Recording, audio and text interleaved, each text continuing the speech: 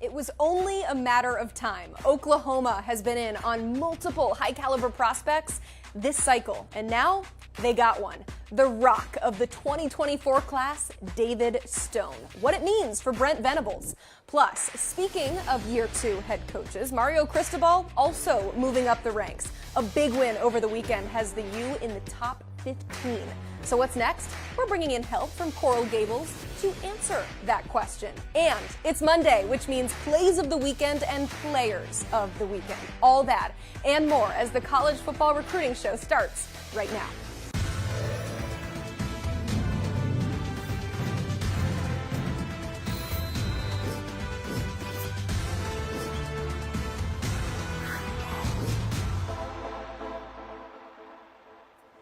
Alongside Blair and Gulo, I am Emily Proud. Submit your questions in the chat. If you're wondering, I don't see the chat. Where is it? It is because you are not subscribed to the 24/7 Sports YouTube channel. It's an easy fix. Hit that subscribe button. Also, please like this video so we know that you're watching.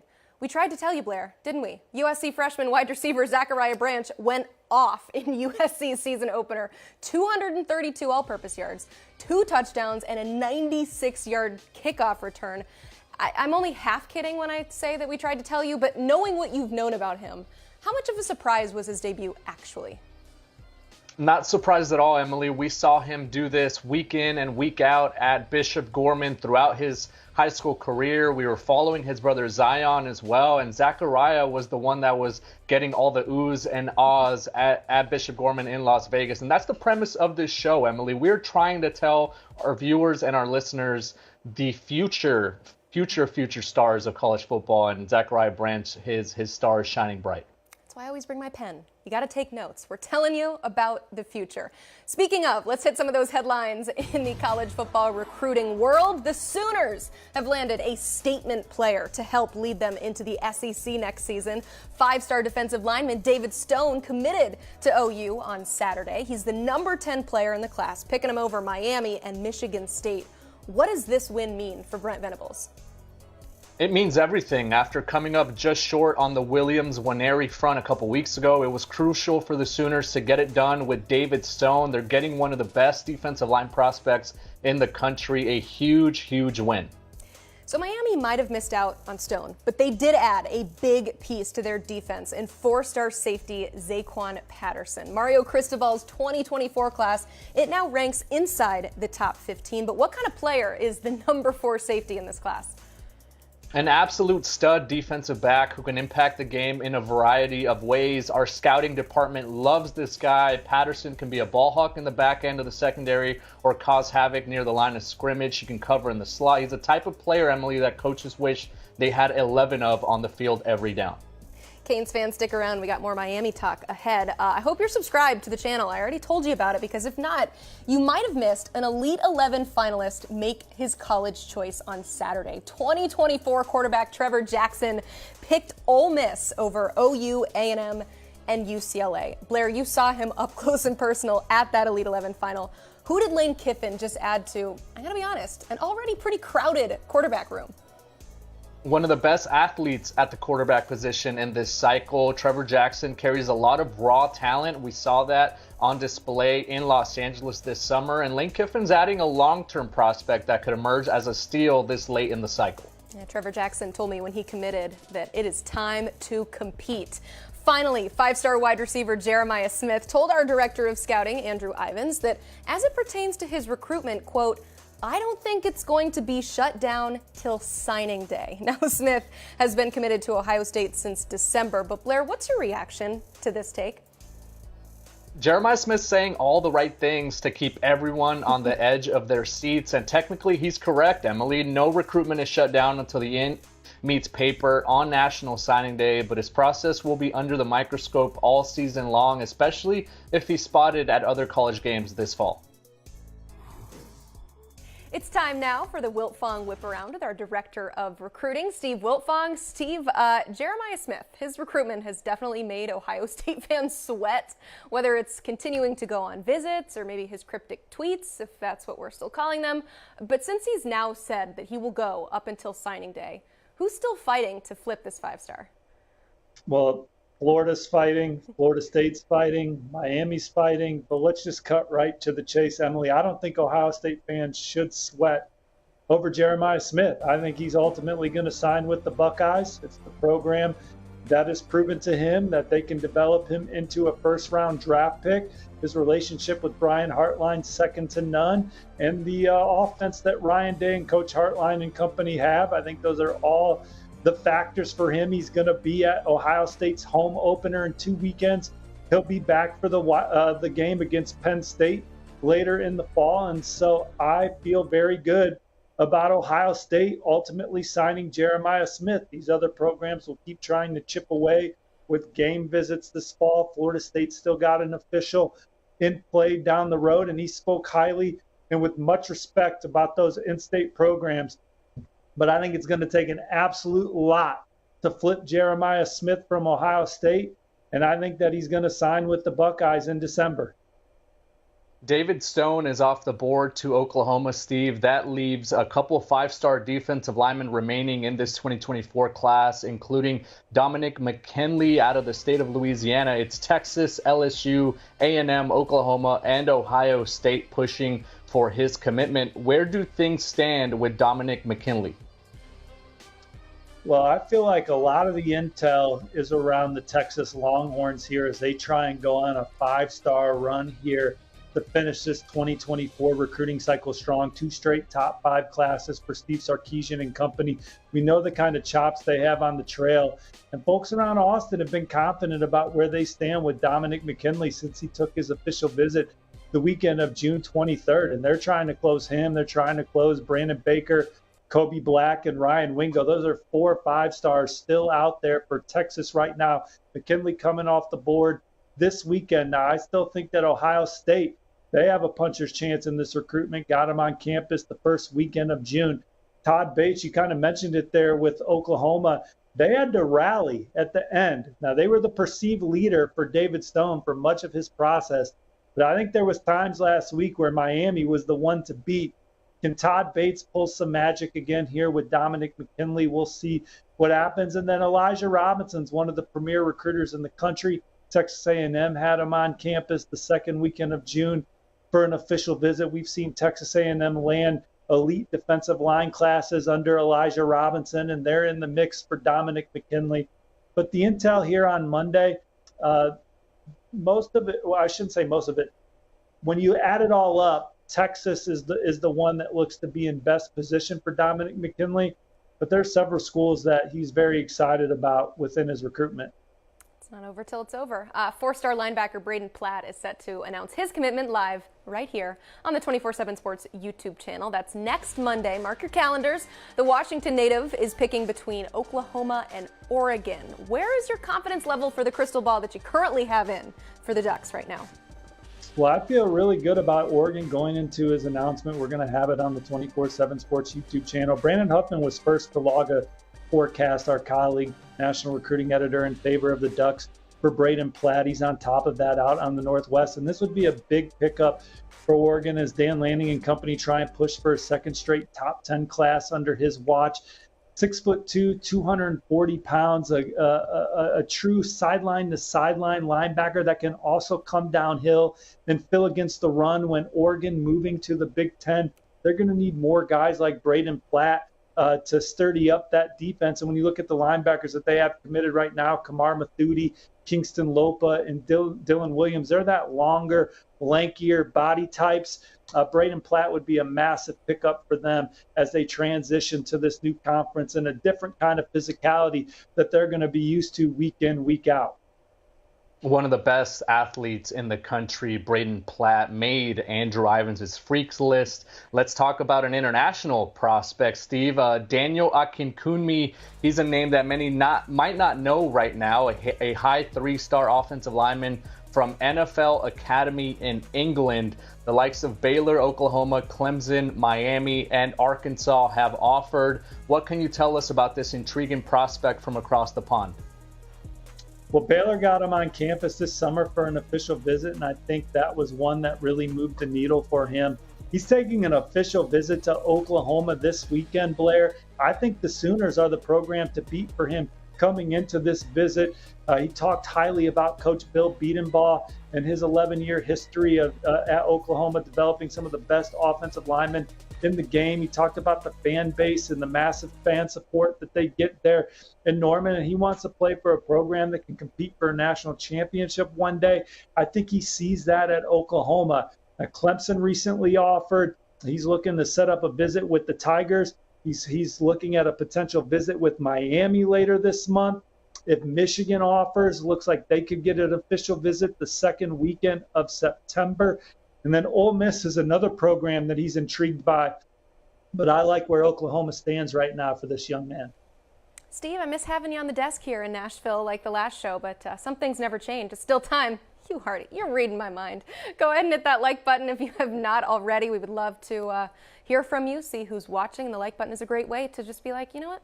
You like what you guys are doing here, so smash it. All right, third ranked class right now in 2024 is Florida, which means all eyes will, of course, be on Billy Napier's squad, though, this week as they kick off the season Thursday night. Our friend Blair will be headed that way. But, Steve, where should we place our eyes as it pertains to what's next for this class?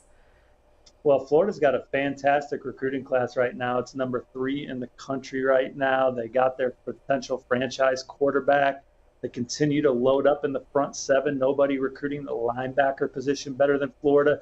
3 more speedy receivers on the way, but they're not trying to be done. They got some big-time targets still on the board moving forward. None bigger than L.J. McCray, a top 50 player in the top 247 recruiting ranking, 6'6", 260 pounds. He is that prototypical defensive lineman that Alabama and Georgia have been winning a lot of games with historically. They're battling Georgia here, among others, Florida State and Miami. L.J. McCray camped at Florida in middle school, looked at his dad. His dad was a prominent high school football coach and coached at Bethune-Cookman.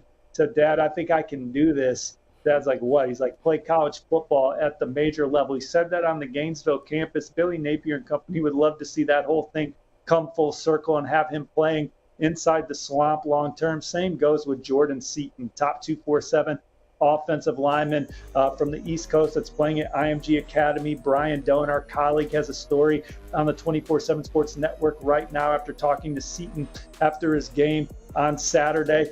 Florida is in the middle of that, got an official visit locked in for this month. I think Alabama had a tone-setting visit for Seaton back in the summer. Ohio State's a contender. At one point, I thought the Buckeyes led for Jordan Seaton. But Florida's in the middle of this one. Oregon's trying to make a move. Oklahoma's going to get them in on an official visit. So is South Carolina. So a lot of schools jockeying for Jordan Seaton. They'd love to land him. 2 other guys. Let's talk Xavier Mincy. That's L.J. McCray's teammate at Daytona Beach Mainland. I think that they are on the short list for him. And then they're also battling for Cam Michael, one of the best two-way players in SEC country out of the Peach State. My crystal ball is on Georgia right now, but Tennessee, Kentucky are some of the programs in there, South Carolina, and Florida. They're trying to make a run at Cam Michael as well. If they can get off to a fast start with another win against Utah this year, and then they got Tennessee a couple weeks after that, they got a chance to really get some good momentum on the field here in September that can catapult them into finishing very strong here. And then obviously they're trying to flip, some players like Jeremiah Smith, who I think is a long shot, Jameer Grimsley, who's committed to Alabama. So we'll see what happens on the field for Florida this year. But they're in the right recruiting battles.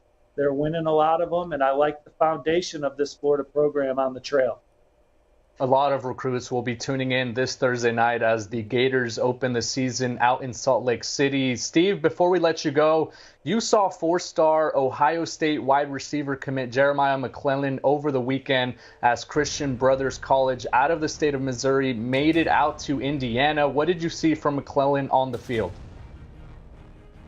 Well, when the ball is in his hands, he is one of the most dangerous, dynamic football players in the country. He's got make-you-miss ability. He's got terrific after-contact balance, and he can flat-out run. He scored in a variety of ways, had like a 36-yard catch-and-run touchdown, went up over a defender in the red zone for another touchdown, scored out of the wildcat position. And then his best play of the day got called back because of an offensive penalty where he took a short screen, looked like he was bottled up, broke a couple tackles, reversed field the entire way, broke a couple more tackles, and pranced his way into the end zone. Ohio State, they have a standard that they recruit this receiver position at. Jeremiah McClellan was one of their top targets. They were able to beat Oregon. They were able to beat LSU and Mizzou for him. And I saw on Friday why they love him so much. They got 2 Jeremiahs committed at the receiver position.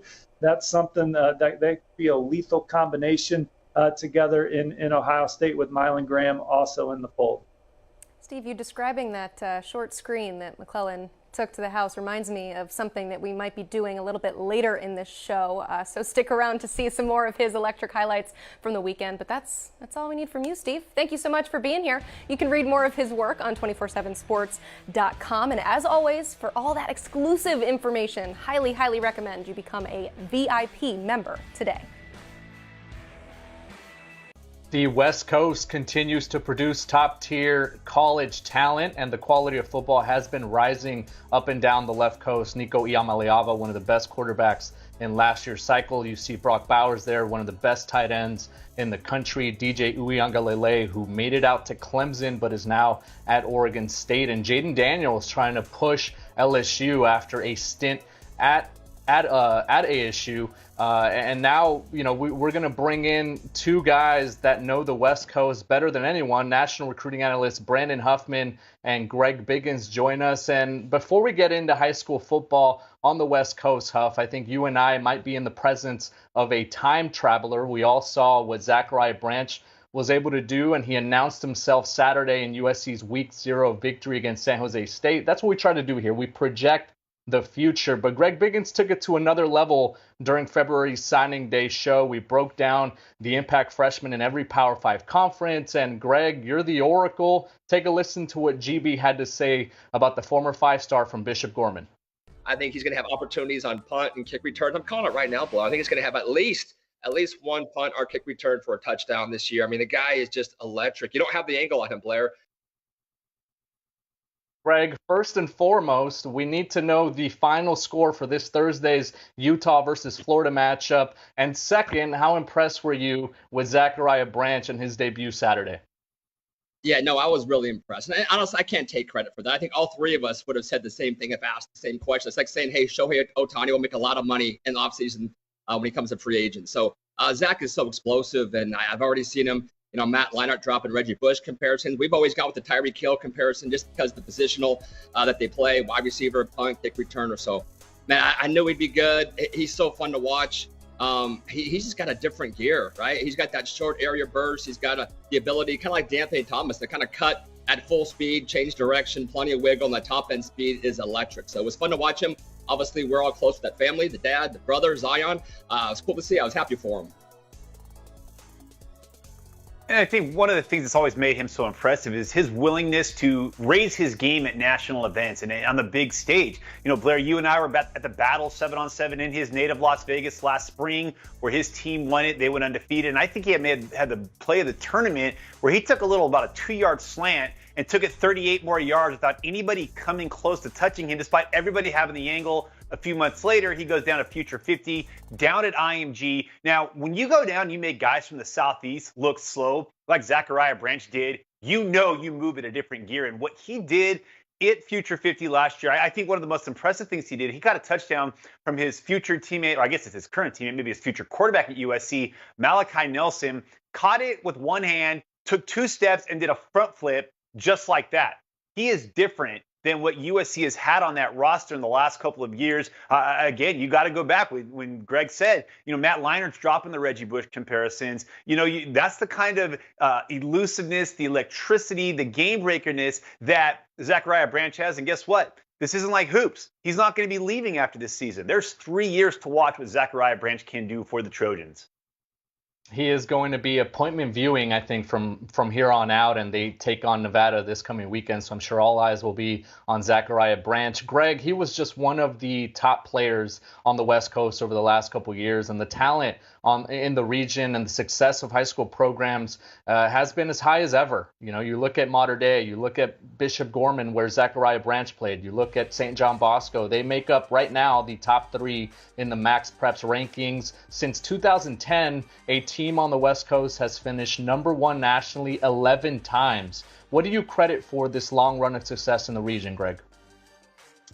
I mean, I would say this, and this isn't taken away from any of those three teams, but I think maybe 15 years ago, talking maybe more specifically Bosco, Mater Dei, those two rosters are so stacked with players that maybe 15 years ago would have been on 15 different high schools, right? Now it's all kind of, we call it out here, two super teams where they're just loaded. And I don't think they get enough credit for how well they're coached, how hard they play, how good they scheme. Those guys always play, and I'm including Gorman. All three teams play with maniacal effort.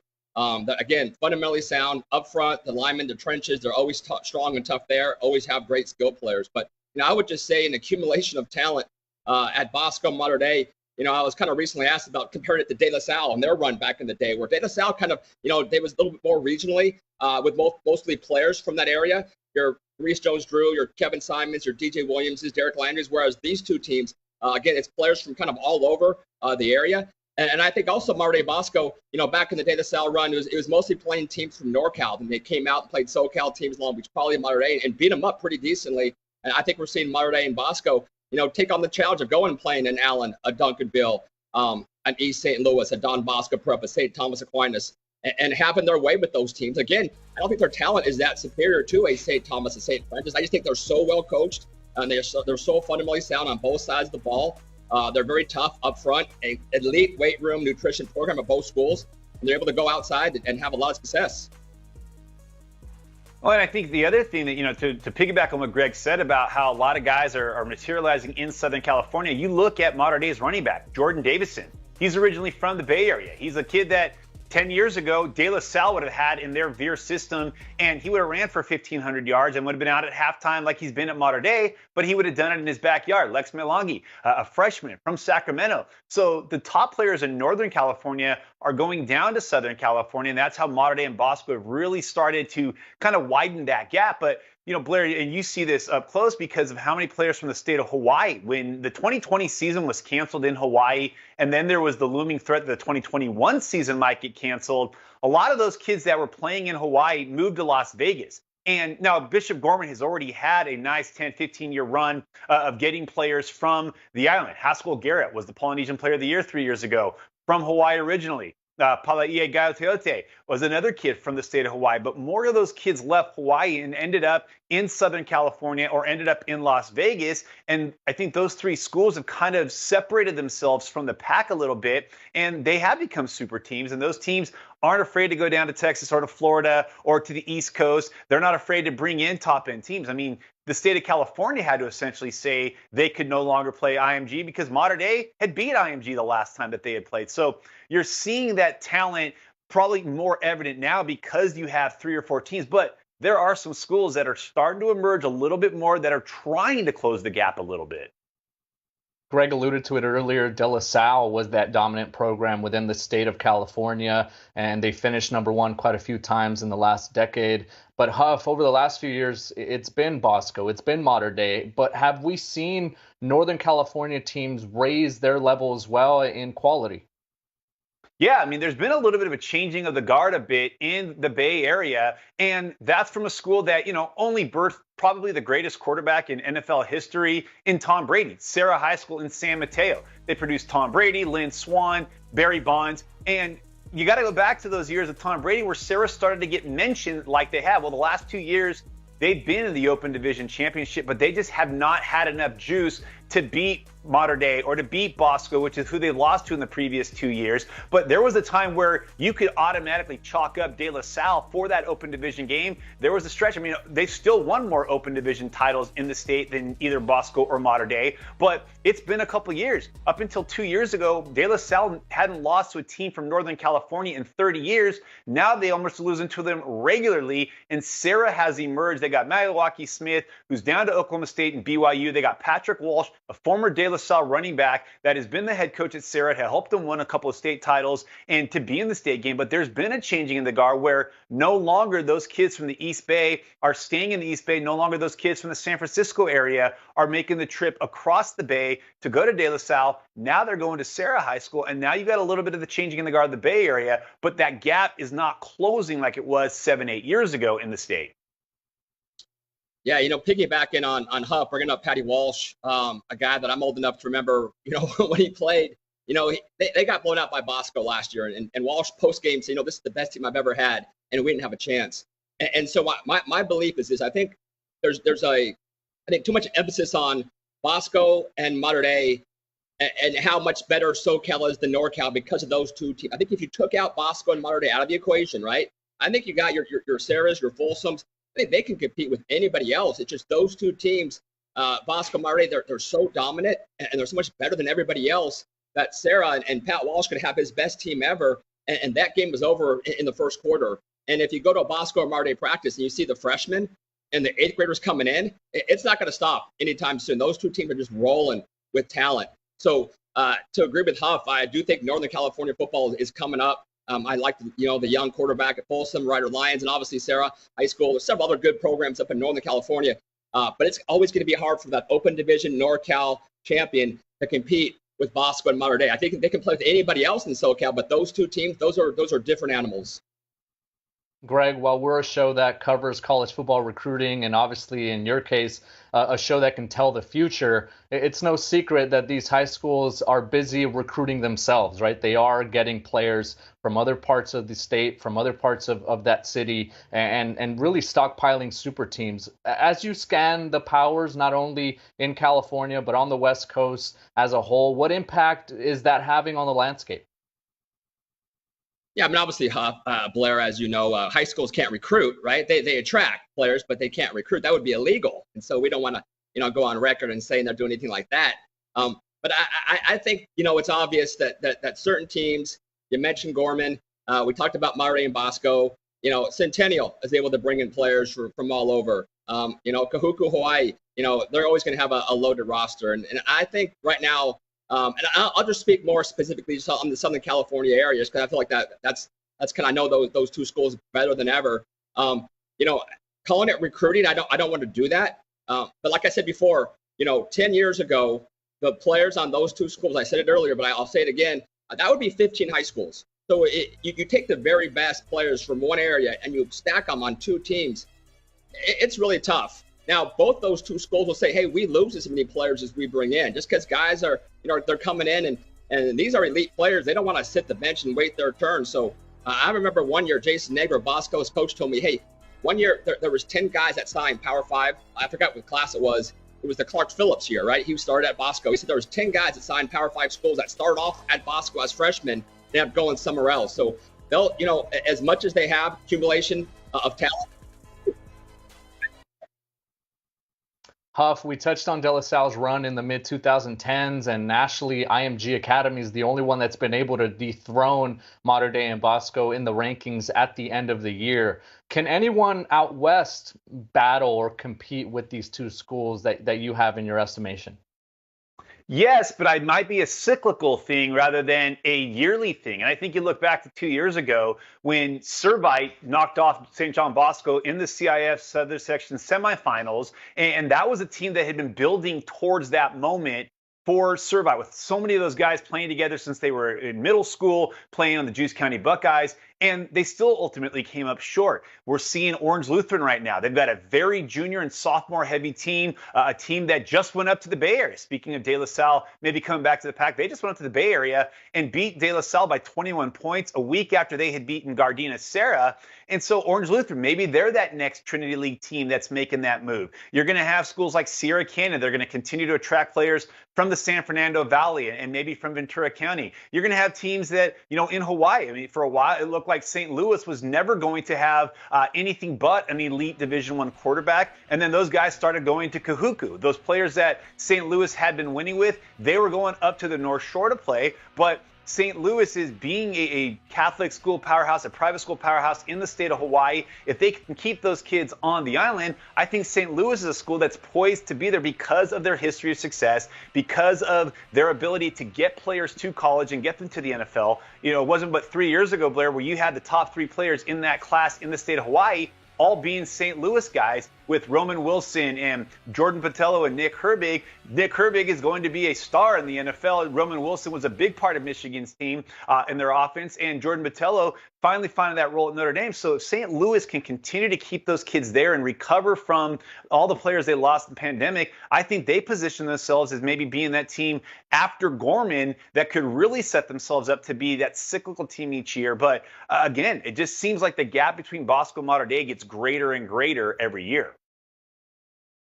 Hey, I'm glad Huff brought up Orange Lou and Sierra Canyon because I'm a big believer in both teams. I watched Sierra Canyon this past Friday. They're loaded, again, with young talent at every single position, especially up front. And then Orange Lutheran, their O-line coach, Chris Ward, was the O-line coach at Mater Dei. Best team I've ever seen was the 2017 Mater Dei high school football team. And he said, hey, my offensive line right now will be better than that offensive line. Like Huff mentioned, they beat De La Salle, young talent at the quarterback position and in the trenches. Both those two teams, watch out for them. But again, if you go to a Mater Dei or Bosco practice, so much young talent. Talk to any 8th grader, NorCal, SoCal, hey, where are you going to high school next year? I'm going to Bosco, I'm going to Mater Dei. Even though they're from Sacramento, they're from Concord, they're from Vallejo, they're from all over the place. It's going to be tough, but those two teams I would say watch out for sure. That was a nice call by Huff. Greg, we have a viewer question here from Hannah G. She wants to know, is this the best Mater Dei team we have ever seen? You just said the 2017 team was the best one. So I think on paper, this Mater Dei team is the most loaded that I've seen. Now, obviously, the 2017 team, it's playing on paper versus playing with the pads on is two radically different things. It was kind of funny. They struggled a little bit in that Centennial game, and I got blamed. People saying, hey, you jinxed it. You kind of gave them too much praise after they kind of struggled against Centennial. Again, I think you look at this year's Mater Dei roster. With Elijah at quarterback, they got 10 offensive linemen that will go D1. They got 12 D linemen. They got 8 DBs. They got 3 or 4 elite running backs. They're loaded with receiver position. I've never seen a team that has this much talent. But that 2017 team was unique. They just lost the year before. Bosco, they played with a certain level of passion that I've never seen before. They ended Bishop Gorman's 55-game winning streak. They didn't trail that whole entire season, Blair, not once in that whole 2017 team. So do I love this year's roster on paper? Yes. But after watching the couple games, I think they got to step it up a little bit. They want to be able to say, hey, we can beat that 2017 Mater Dei team. A special group of Monarchs. Huff, we also have a question for you from Andrew. He wants to know, how are you feeling about Braden Platt? Well, I think with Braden Platt, one thing that's always been working in the favor of Oregon, who I put a crystal ball in for last week, is their track program. He's one of the elite throwers in the country, a state champion in the javelin, a state champion in the discus. He can also throw the shot put. I think actually he's the state champion in the shot put. He competes in all 3 events. He's been to Junior Olympics in Eugene a couple of times, Junior Nationals. So there's that comfort and the familiarity with Eugene. And then you throw in a defensive head coach like Dan Lanning, a linebacker coach, and defense coordinator like Tosh Lapoy, who has ties to the Northwest. They've done a really good job of recruiting him. But I think the reason why I felt more comfortable about putting in a crystal ball for Oregon was the track program. And we saw it last year with Roderick Pleasant, the state champion in California in the 100-meter and the 200-meter the last 2 years, spurning USC, a place that Sarah had sent so many players to go to Oregon because he wanted to do track. And then we saw it last month. Dakota Fields flipping from USC to Oregon, another big-time track guy who's been there numerous times for track meets. So I think Tracktown USA might be pulling its own weight to help with Braden Platt. And I think in a week from now, Oregon's going to be in a good position to land him, and that's going to be for football and for track. A recruitment that's going down to the wire, finish line approaching for Braden Platt, and obviously always a treat to catch up with West Coast football recruiting and West Coast high school football with the legends, Brandon Huffman and Greg Biggins. Thanks so much, gentlemen. Thanks, Blair. Man, what a treat that was. We got to shift gears, though, because don't look now. Mario Cristobal is building another stacked recruiting class. Miami moving up to number 15 nationally, 3rd in the ACC in the team recruiting rankings for 2024. So let's get a little State of the U with Gaby Urrutia of Inside the U joining us on the show now. Gaby, I feel like we got good news, we got bad news. So let's start with the good. Zaquan Patterson. The Canes land the number 4 safety. They beat out ACC rival Florida State for his services. Oh, so sweet. So how important was this get for what Cristobal is hoping to build in Coral Gables? It was huge. Miami being able to go out and get Zaquan Patterson was a really big deal. I mean, that's a guy right here in their hometown in Broward County, a kid born in Dade County. really playing at a premier program, a school that Miami really wants to have a footprint in. They already have a commitment from one of his teammates in Josiah Trader. Zaquan Patterson, in that Saturday game against St. Francis was all over the place. I mean, I think he was the best player on the field. He made an impact on special teams. He's just a do-it-all type of guy. He was at the very top of the board on that defense. And Miami was able to get it done. It got really tight there between Florida State, Auburn, and Michigan. But, the Hurricanes being able to win that one was really, really big for them, because I think that he's one that they really needed to win just locally. While Miami was able to land Patterson, they took an L on David Stone. It looked like it came down to the wire. Gaby, how close was this battle for the elite defensive lineman? It was super close, Blair. I mean, it was really, really close. I think there was a lot of confidence in Coral Gables about just where they stood in that one. And I think ultimately the thing that they had to overcome most was at the end of the day, when it was time for him to reach for the hat, was he actually going to be able to not select the Oklahoma one? And for all of those that watched the announcement live, it did feel like there was sort of a tear there. He did pick up the Oklahoma hat. But, Miami's going to continue to battle. They're still optimistic about where they're at in that recruitment. They still feel like there's a long way to go.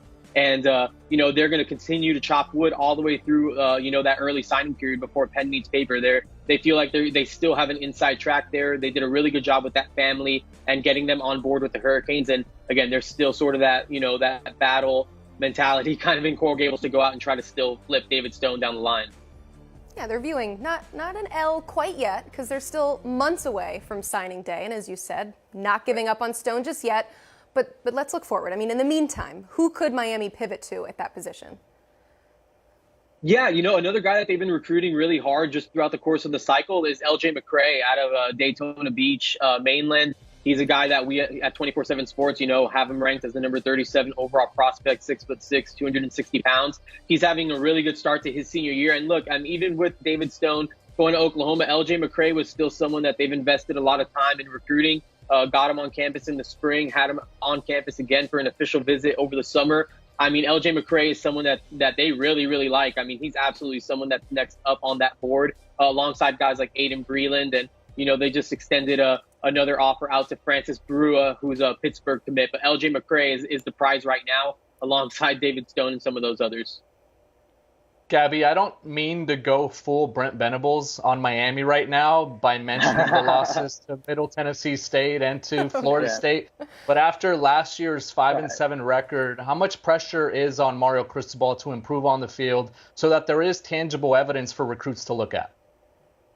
Oh, no, I mean, it's huge. I think everyone around the building will tell you how there is absolutely a sense of urgency. They definitely went out and, made a lot of moves that I think they feel like are going to help them accomplish their goals on the field. They hit the transfer portal hard for some guys that they feel like can contribute. They have a lot of freshmen who are coming in and are going to make early impacts. These are guys that are ready to go. It's not because they need freshmen to play to, get these guys going. I mean, they brought in a very strong freshman class. And look, they were able to kind of complete what they kind of had started in that 2023 cycle. But in 2024, it hasn't necessarily gone quite as smoothly. So, yeah, I think these on-field results matter a lot. And there's absolutely a sense of urgency around everyone here. And, I think just hearing Mario Cristobal talk here on Monday ahead of that Miami, Ohio opener on Friday, he seems optimistic that everyone around the program is doing the right things. The culture's in a better place. And just guys around the program are in a better, mental state. As far as going into the season, doing all the right things and doing all the things that they need to do to, right the ship.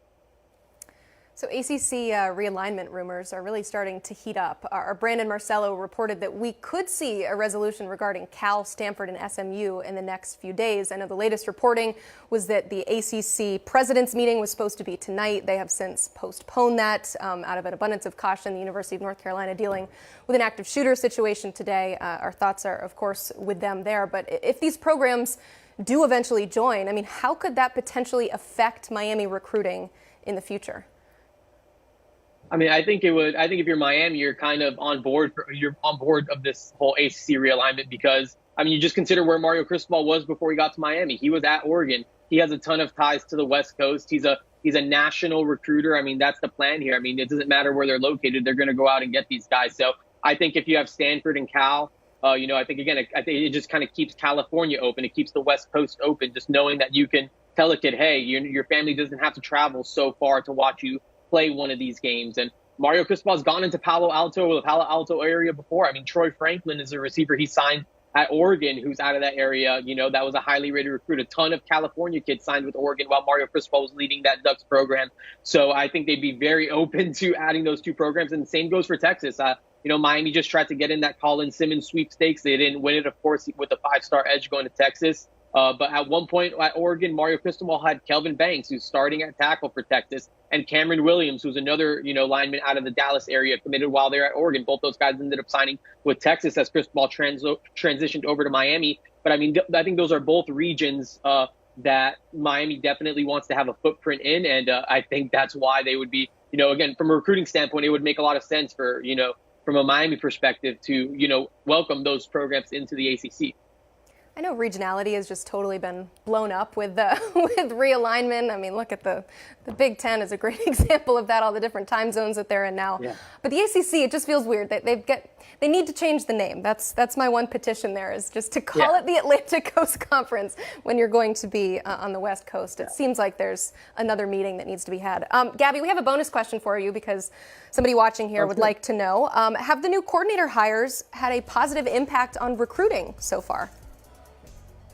Yeah, absolutely. I think with the way Miami's able to sell the offense and the defense has helped them, in different ways. The offense is going to be way more friendly, especially for the personnel currently on the team. I mean, it's going to be way better for the skill guys. They're definitely going to throw that thing around. So when it comes to wide receivers, I mean, Miami's about to, again, they have committed one of the top outside wide receivers in the country in Josiah Trader, another local kid in Chance Robinson, who's another top 150 guy for us. So two big-time outside receivers have already signed up. And then on the defensive side, Lance Guidry runs a really, really fun system as well with guys, serving different looks and putting different guys in positions to make plays. So I think there's a lot to be excited about, on defense too. I think that's a part of what got Daquan Patterson so excited, just the different ways that Miami can capitalize on his versatility in Lance Guidry defensive system. So I absolutely think, the scheme and what those guys do has helped Miami kind of, make some moves on that defensive side, on both sides of the ball, really. I can't wait to see what those units look like on the field. It is game week. We know you're super busy. Thank you so much for joining us here today. Absolutely. Gaby, we love to see you here.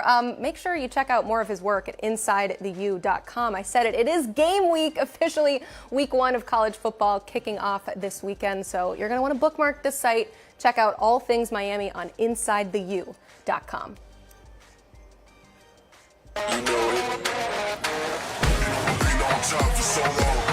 Yeah, you know it. You know we've been on top for so long.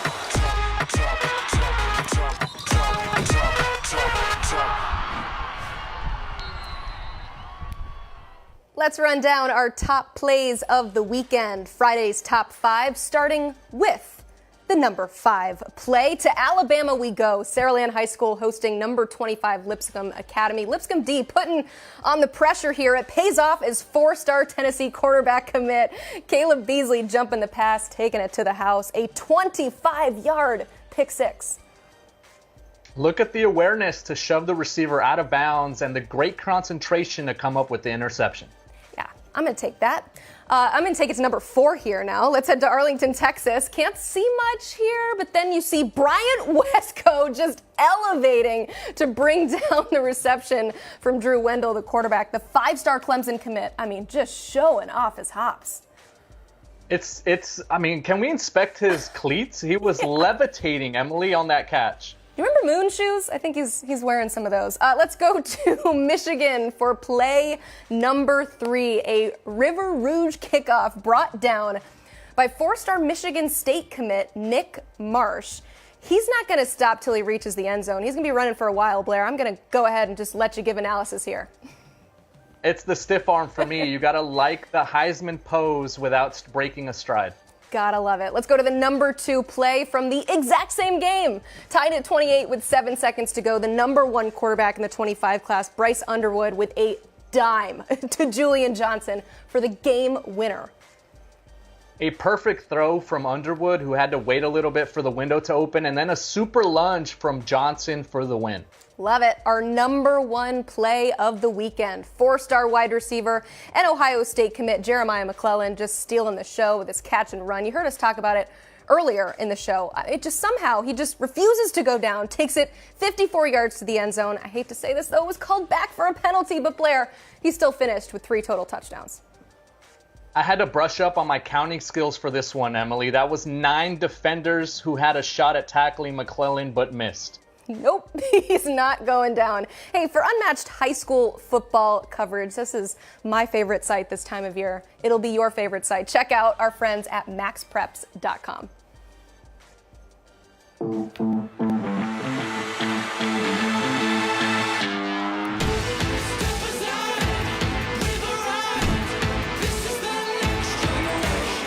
This guy is a blur on tape. He zigs and zags. He's a player to potentially make an impact from day one.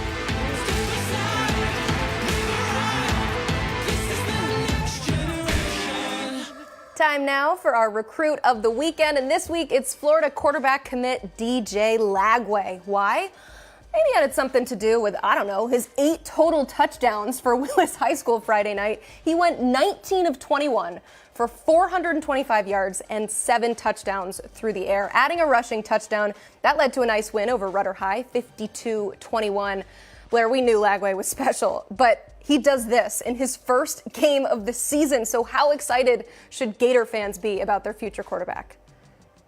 Super excited. DJ Lagway had some ups during the Elite 11 finals in Los Angeles while competing against some of the nation's best quarterbacks. He also had some downs. That was the inconsistency and obviously maybe some of the things that made people pump the brakes on him as a potential instant impact player. But let's not forget that this is a quarterback that Lincoln Riley wanted really, really bad after missing out on Raiola the first time. He's got a high ceiling, and it was good to see him kick off his senior year in such a big way as the recruit of the weekend.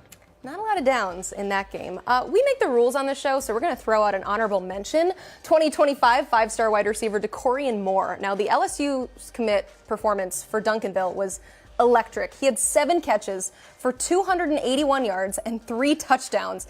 If you've got your calculator out, that's a whopping 40 yards per reception. We have to wait a little bit before he gets to the next level, but for all the LSU fans out there, what do they have to look forward to?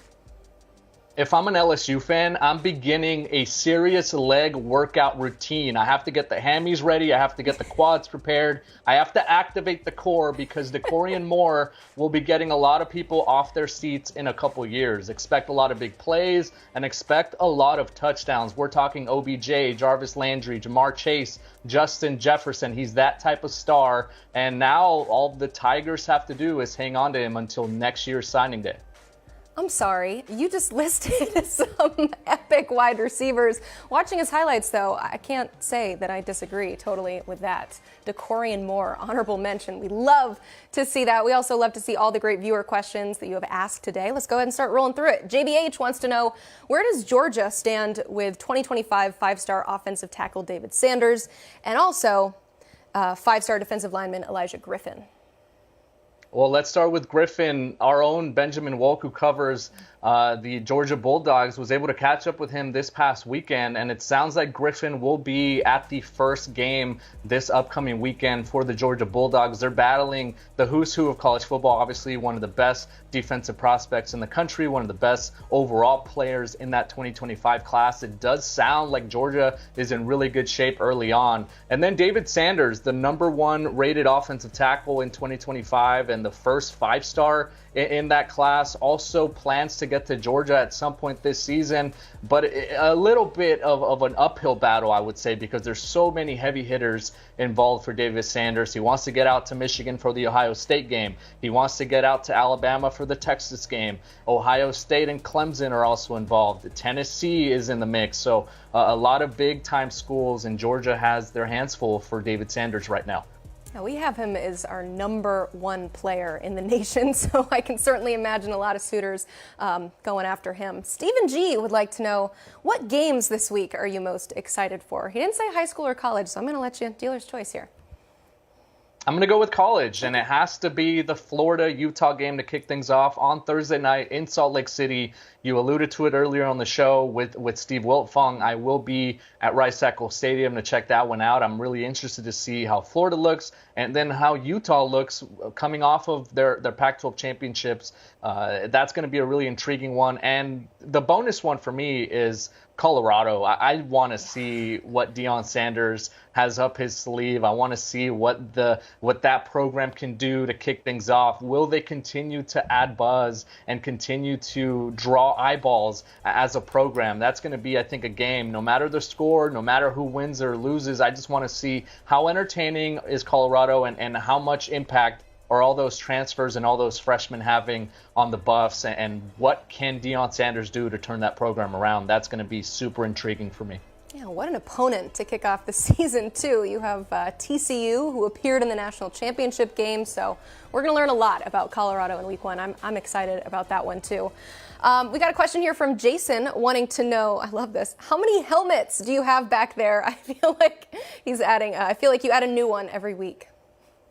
A lot of counting on this episode. I think I have 13 or 14 out here. And yeah, I have been adding them gradually, and I've been adding them as I go. I think I mentioned it on one of our calls is, I'm trying to get a mini helmet for every college football stadium that I've been to. So that's a little fun project that I do on the side. And I think it's added a nice little twist because, look, Emily, I can do this. I can go Utah, and I can go Florida, and I can kind of mash them together and say, hey, look, this is the fun game of the week. So I think I'm going to try to do that every week and try to maybe configure them in a way that it makes it very timely and it kind of tells us what part of the year we're in. Oh, yeah. I noticed that. I noticed something, too, about the helmets that you have a little bit higher up.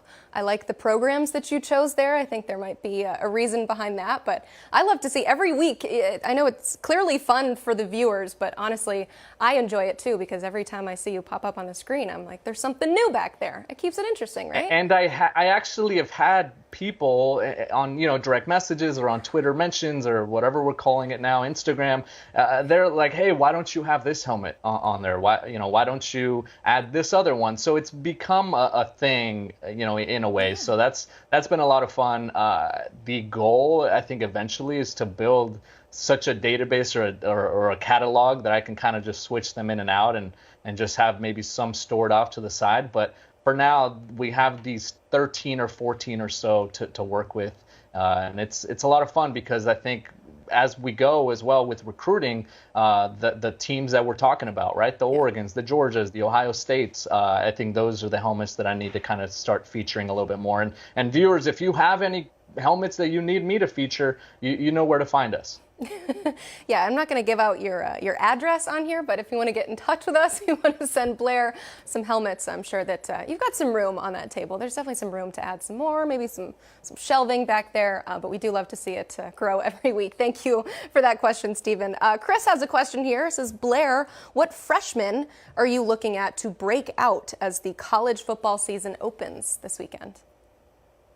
I am looking at Malachi Coleman at Nebraska, right? We talked about him so much leading up to National Signing Day and just how big of a victory that was for Matt Rule as they try to turn things around. I think he needs to feature as that impact freshman for this program because it's only going to elevate the buzz around the school and around the team and kind of the trajectory and where that school is headed under Matt Rule. And so for Coleman to go on the field and make plays and show off the future of what Cornhuskers football can be, I think that's a player that I think a lot of recruits are going to be looking at. What can Matt Rule do with that type of talent? And for me, it has to be Malachi Coleman, and also from maybe a reason for me to be a little bit rooting for him is that I drafted him in a college football fantasy league. So after seeing him at the Polynesian Bowl in Hawaii, I had to be a little bit stingy and say, okay, Malachi Coleman could be my breakout. I need to draft him at all costs. So he's a part of my roster right now. So Malachi Coleman, I need a Nebraska helmet here somewhere as well. And we're going to be keeping an eye on you. I appreciate the honesty. I mean, we believe it. You truly believe in this guy based off of your analysis, watching him, and then you've also doubling down and adding him to your fantasy team. So I'm looking forward to seeing him. Sounds like Dante Moore might get in some action. I think Ethan Garbers was named the starter at UCLA, but we might see a little bit of him. So there's a lot of guys that I'm very excited about seeing this weekend because college football, it's back. Okay, we got a question here from Steven asking any news on 4-star offensive tackle Grant Brix. He is the #1 player in Iowa. This is a player who's going to be taking some visits, and I think right now Alan True has been, tracking him. I'm not 100% sure on where he's visiting or what schools he's going to go at. Let me kind of take a look. I haven't really brushed up on my Grant tricks, so I'm sorry for not having the answer right now. But let me kind of Grant Brix. It looks like the Kansas State Wildcats have the crystal ball prediction right now. He did take some official visits in the month of June. Nebraska got that last one, but it does look like the Wildcats have some of the buzz right now. Although I did mention Alan True, he does not have a prediction in for Grant Brix right now. So we will see what our guy Alan True can muster up with him. He's usually the guy to go to when it comes to those Iowa prospects. Blair, you are the guy for all things college football. So thank you for being here on the show. Another reminder to hit that subscribe button because the college football season is here and we are your headquarters for all things recruiting and the season that's coming. And go ahead and hit that like button as well. It makes us feel happy. Thank you so much. For Blair and Gullo, I'm Emily Proud, and this is the College Football Recruiting Show.